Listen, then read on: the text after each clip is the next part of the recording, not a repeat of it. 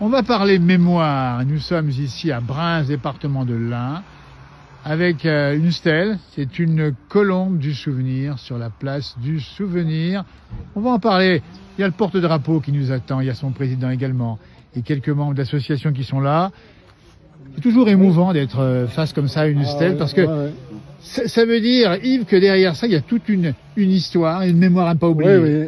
Tous nos grands-parents, nos parents ont été ici et donc et pas mal de femmes aussi. Donc, on va en parler avec chacun d'entre vous, mais c'est vrai qu'au départ, cette colombe-là, elle renvoie effectivement à de la résistance volontaire 42-45. C'était des gars de la région, des gens de la région. Ah oui, oui, c'était que des gens du secteur. Ouais.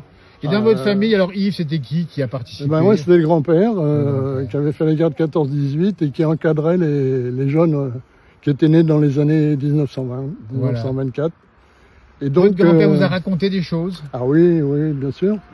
Et donc, c'était un lieu de rassemblement, parce qu'ici, il y avait la gare précédemment. Alors, il faut imaginer qu'il y avait la gare ici où nous sommes. Regardez, il n'y a plus rien, mais il reste quand même, on va le montrer, il reste la voie ferrée pas bien loin. Hein. On est bien d'accord? Et la gare a été détruite, mais alors, la stèle a été posée à la gare pour une bonne raison. Oui, justement, parce que c'était un lieu de rassemblement de nos anciens, quand ils partaient en août 44 faire le coup de main. Voilà. Alors, coup de main, on dit bien, ça veut dire, donnez-moi des exemples, ils allaient où? Eh ben, entre autres, ils ont fait Meximieux et puis Bourg-en-Bresse.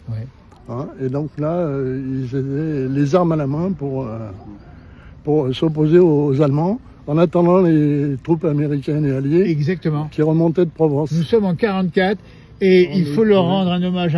C'est important parce que ça veut dire qu'il faut du courage. Ah oui, oui. Ils étaient très très courageux et ils étaient prêts à se sacrifier pour...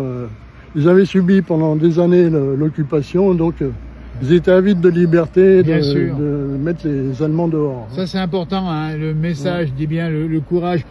Pour le mot juste, la liberté, vous l'avez dit ici. C'était la liberté, La liberté. C'est ce qu'ils voulaient à tout prix. Président de l'association. Il y avait quoi, une quarantaine de résistants à l'époque? Oui, ça groupait beaucoup de jeunes qui avaient fait qui n'avaient pas fait justement le STO et qui étaient restés là clandestinement dans les environs, avec des gens des villages à côté, Virignan, Périeux, et même Natage aussi. Voilà. Alors on va en parler avec Georges, parce que Georges, c'est pareil, hein, c'est qui chez vous a participé à la résistance? Mon père, Joguet Claudius, mon oncle Louis Joguet, et bon, qui faisait partie du maquis et qui ont servi à faire C'était essentiel pour libérer notre territoire. Alors là encore, on va saluer bien sûr le courage, parce que les parents le papa vous en a parlé aussi. Oui, mon père et surtout mon oncle. Mon père, ils étaient habitués à ne pas parler d'où ils allaient, ou ce qu'ils allaient faire et tout. On n'a jamais su vraiment. C'est après quand la guerre est terminée, on a su qu'ils avaient fait des actions à tel endroit, tel endroit, tel endroit. Voilà. Ils allaient aider Bourg, ils allaient aider à Logneux, ils ont été un peu partout. Voilà. Donc une fierté d'avoir un papa qui a joué ce rôle dans la liberté de notre nation. Et puis porte-drapeau, dites donc, il faut expliquer, porte-drapeau, il est présent en cérémonie? Oui, oui, tout le temps. La cérémonie principale, c'est en 22 juin, c'est ça? Ça va être, ici, ça sera, la prochaine fois, ça va être le avant-dernier dimanche de juin. Avant-dernier toutes les années, avant-dernier dimanche. Voilà. Alors, ça c'est important de le préciser. Donc, c'est la mémoire, parce qu'il n'y a plus personne de l'époque, on le dit aussi, hein, vivant. Ah non, des anciens maquisards, il n'y a plus personne. Bien sûr. Non. Voilà. Le dernier qui est enterré, on l'a enterré à Lyon. C'est monsieur... En 2018, c'est ça? Oui, en 2018. En 2018. Voilà. Il y a même, on va montrer la revue ici qui renvoie à quelques photos, le budget qu'on trouve dans les bibliothèques locales ici. Et on voit la gare, tiens, regardez. Alors, il y a qui sur la photo ici que vous avez c'est une grande partie du groupe. Voilà, le groupe Bruns-Virignan. On va les montrer ici. Alors on dit bien, par bonheur, il n'y a pas eu de victimes dans ces résistants? Non, tout le monde a été resté indemne. Il y a eu des blessés, mais il n'y a pas eu de mort. Donc on est là pour la mémoire, et là justement, sans faire minute de silence, mais on va penser fort à ces gens-là qui ont eu ce courage. Il faut y aller quand même, dis donc. Oui, ça ils y étaient, quand ils savaient qu'ils partaient. Ils savaient qu'ils venaient ici et à partir de là, c'est après qu'ils savaient où ils allaient. Ils allaient à tel point, tel point, tel point, tel point. Bien sûr. Ils n'avaient pas un point défini avant d'arriver ici. Exactement. Et puis on partait dans l'incertitude parce qu'il y avait des risques aussi. Hein. Ouais.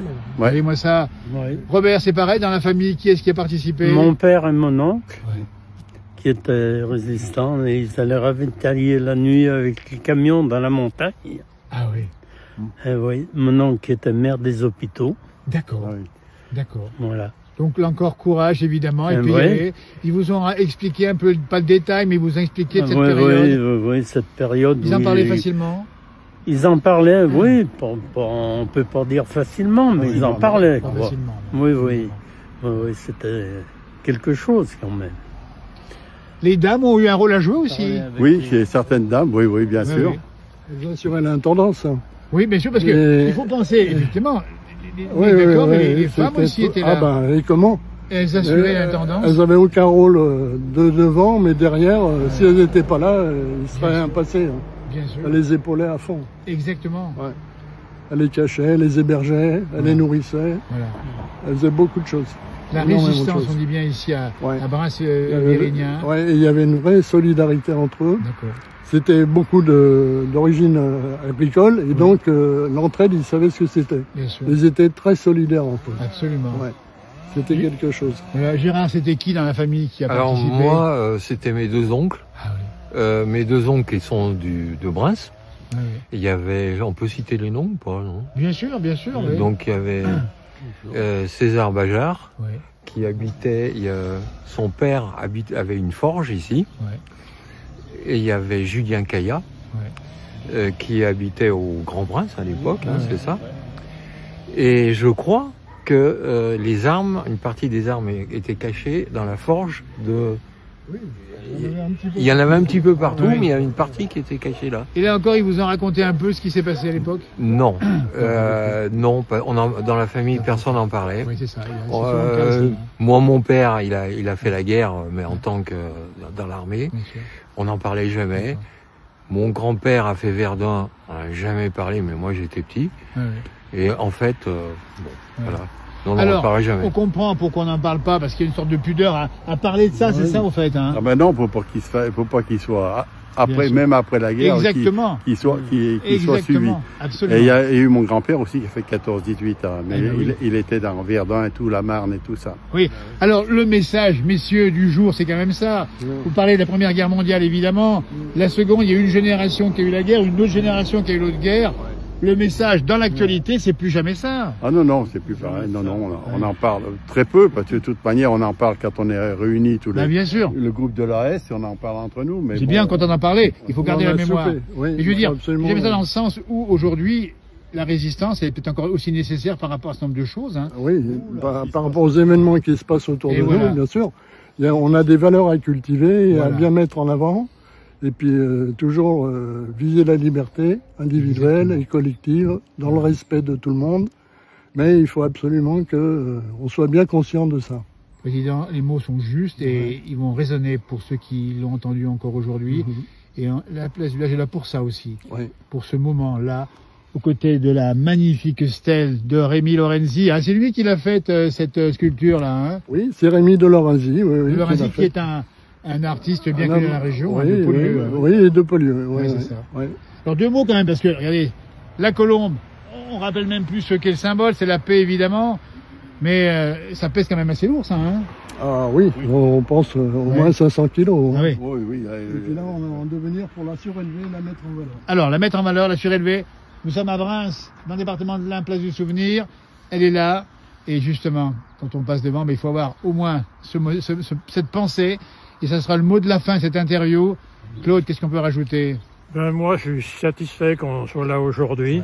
Je voulais mettre ce lieu en valeur. Absolument. Par contre, je voudrais raconter une petite anecdote. Oui. Mon père a fait la guerre. Oui. Il a été prisonnier. Il s'est évadé. Et un jour, on est passé par hasard à côté du camp du Struthof. Oui. Quand j'ai vu que c'était ça, j'ai dit, si tu veux, on s'arrête, on visite. Non, il m'a dit. Le lendemain, il nous a fait un malaise. Bon, il s'en est bien remis. Hein. Oui.